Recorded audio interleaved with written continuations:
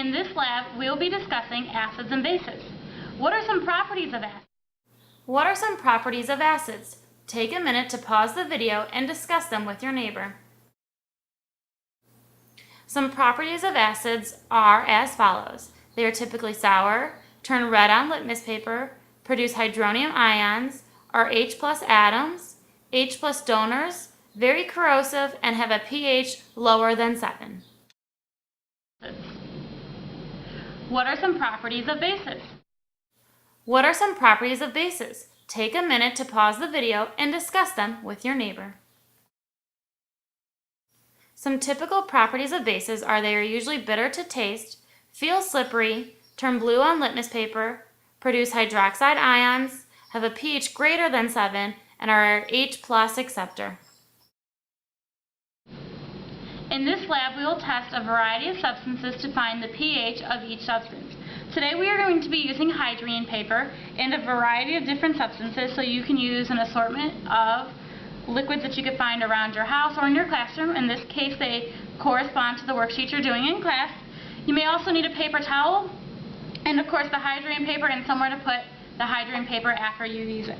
Okay? You also want to have the tube with the colors and the numbers to correspond to figure out which pH it is. Alright, let's start testing. Pause the video and make a hypothesis for each substance, whether you think it will be an acid or a base.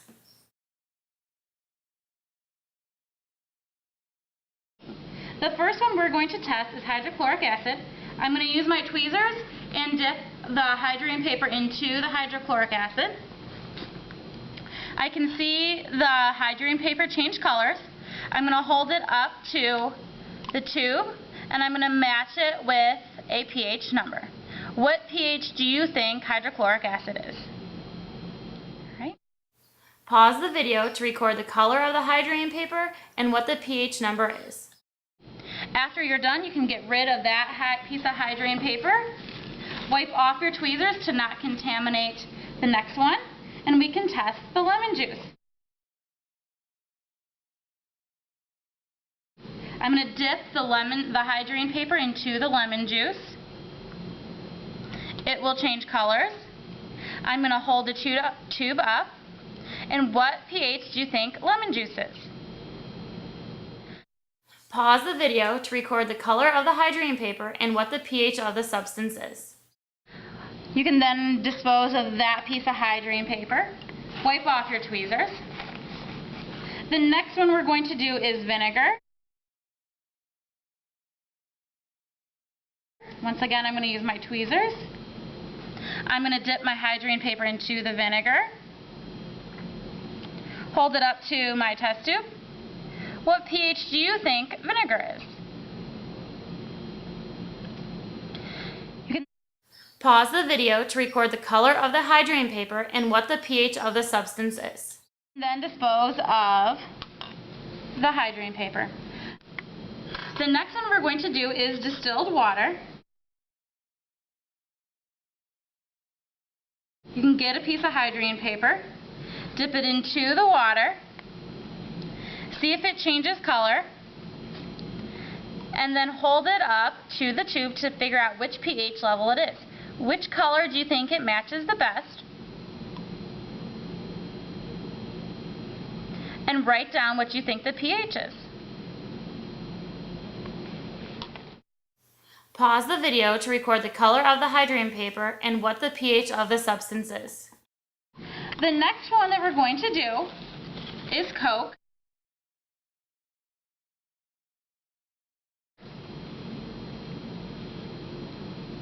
I'm going to dip it in the Coke. I'm going to pull it out. You can see it changed colors. You're going to hold it up to the tube to figure out which color matches it the best, and write down the color and the pH. Okay. Pause the video to record the color of the hygiene paper and what the pH of the substance is.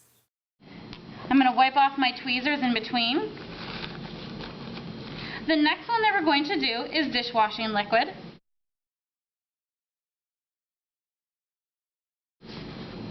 I'm going to dip it in. Now you have to be careful with dishwashing liquid because if you use a certain color, you want to make sure you're looking at the color of the pH paper, not the color of the dishwashing liquid.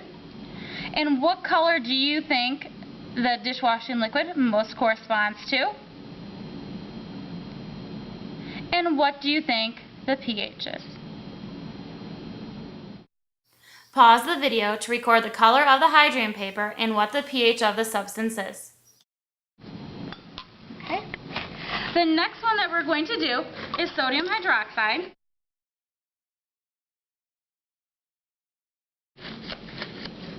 I'm going to get a piece of hygiene paper, dip it in.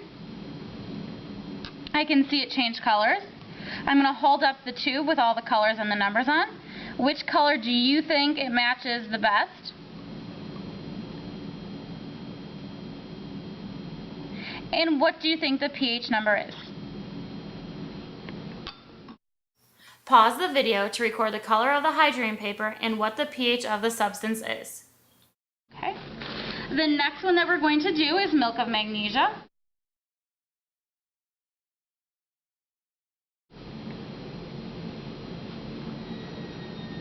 I'm going to dip it in the milk of magnesia.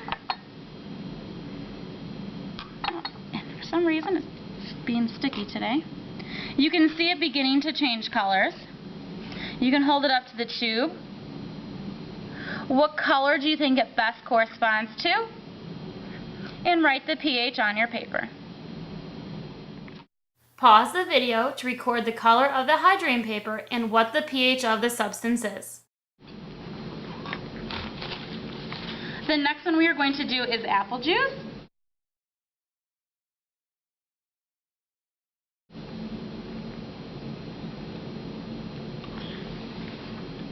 I'm going to dip it in and pull it out.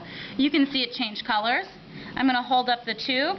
What color do you think it best corresponds to?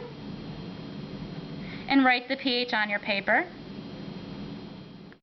Pause the video to record the color of the hygiene paper and what the pH of the substance is.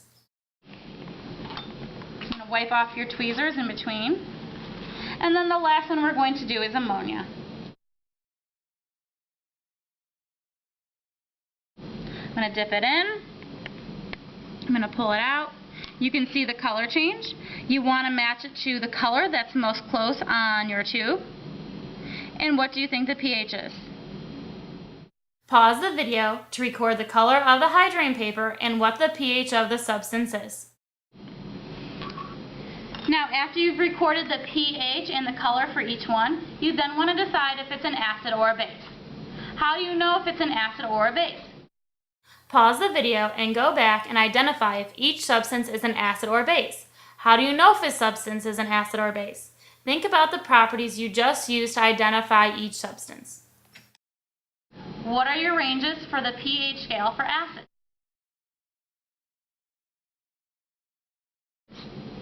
What are your ranges for the pH scale for bases?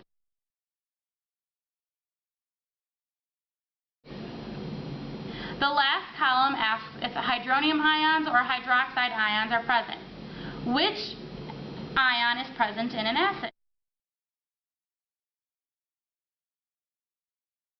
Acids have an excess or surplus of hydronium ions. Which ion is present in a base?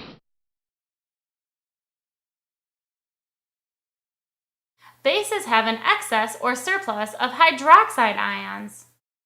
You need to fill in the proper ion for each acid and base in your last column. After your chart is completely filled in, make sure you answer all the questions at the bottom before turning in your lab report.